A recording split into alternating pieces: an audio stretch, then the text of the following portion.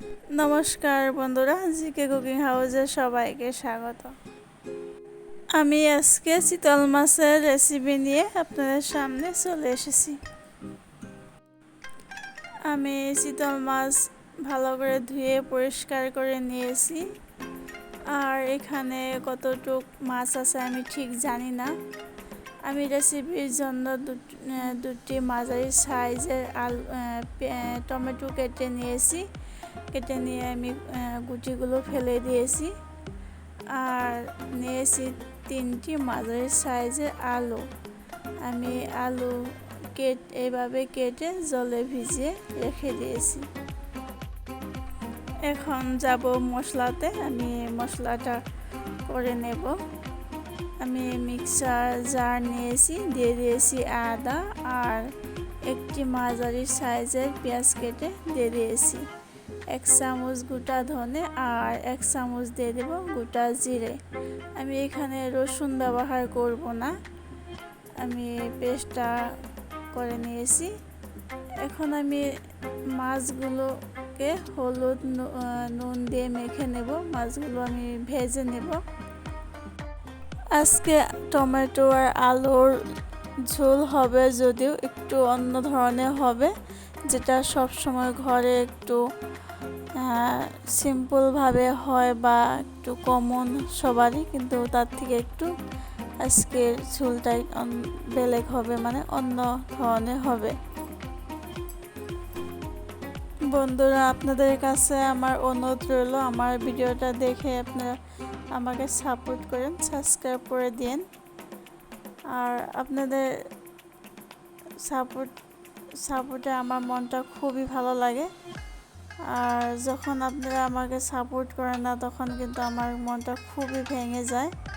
তাই আমি আপনাদেরকে অনুরোধ করছি আমাকে সাবস্ক্রাইব করে দিয়ে সাপোর্ট করেন বা পাশে থাকেন, তাহলে আমার ভিডিও করতে মনটা ভালো লাগবে।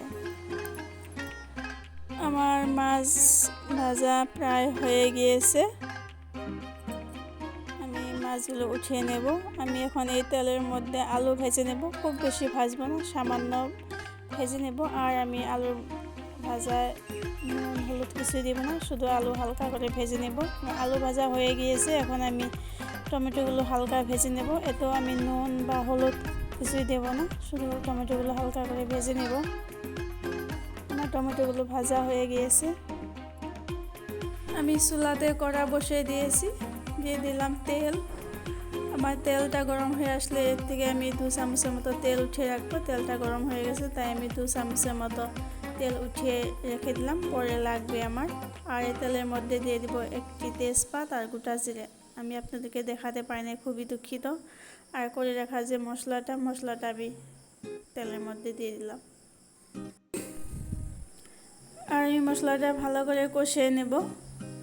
আর এর মধ্যে দিয়ে দেব হলুদ গুঁড়া, লঙ্কা গুঁড়া দিয়ে আমি ভালো করে ভেজে নেব। আমি তেল 2 চামচ রেখেছি, আপনাদেরকে দেখিয়ে দিলাম। আর অবশ্যই গ্যাসটা মিডিয়াম ফ্লেমে রাখবেন, না হলে পুড়ে যেতে পারে। আমি মিডিয়াম ফ্লেমে গ্যাসটা রেখেছি। আমি এখানে ঝাল লঙ্কা গুঁড়া ব্যবহার করছি। এখানে আমি কোনো কালার হওয়ার জন্য আমি কাশ্মীরি রেড চিলি পাউডার আজকে দেইনি, তবে কালারটা খুবই সুন্দর আসবে। আমার মশলা কষানো হয়ে গিয়েছে। আমি এখন দিয়ে দেবো এখানে জল। আমি এখানে কুসুম কুসুম গরম জল নিয়েছি। আর ঝোলটা আপনারা আপনাদের পরিমাণ মতো দিতে পারেন। আমি আমার পরিমাণ মতো দিয়েছি। আর এই ঝোলের মধ্যে আমি দিয়ে দিলাম ভেজে রাখা আলু। জলটা কুসুম কুসুম গরম ছিল, তাই আমি আলুগুলো দিয়ে আমি জলটা ফুটিয়ে নেব। আর আমি এদিকে গোটা গরম মশলা অল্প একটু উষে নিয়েছি, এগুলোকে আমি বেটে নেব। 3 থেকে 4 মিনিট জাল করার পর আমার তরকারি ঝোলটা ফুটে গিয়েছে আর আলু সিদ্ধ হয়েছে।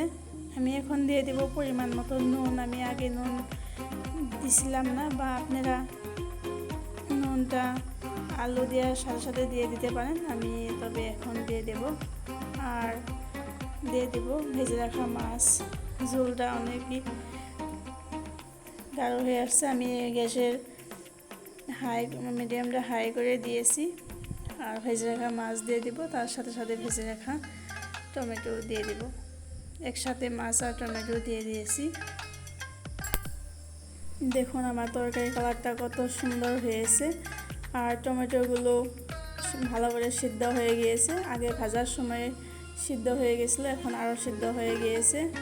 আর আমি উঠিয়ে রাখা গরম তেলের মধ্যে গরম মশলা বাটা এইভাবে মিশিয়ে তরকারিতে দিয়ে দিলাম। এইভাবে যদি আপনারা গরম মশলা দেন তাহলে তরকারির ঝোলটা বা তরকারিটা খেতে বিয়েবাড়ির মতো লাগে। বিয়েবাড়ির তরকারির যে ঝোলটা খেতে ভালো লাগে সেরকমই লাগে। আর না চাইলে আপনারা শুধু গরম মশলা বেটে দিতে পারেন, তাতেও খুব ভালো লাগে।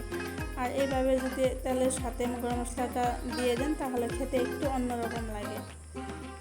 আর আমি উপর থেকে দিয়ে দিলাম ধনেপাতা কুচি। দেখুন আমার তরকারিটা কত সুন্দর হয়েছে, আর খেতেও খুব ভালো লাগবে। হয়ে গিয়েছে, আমি নামিয়ে নেব।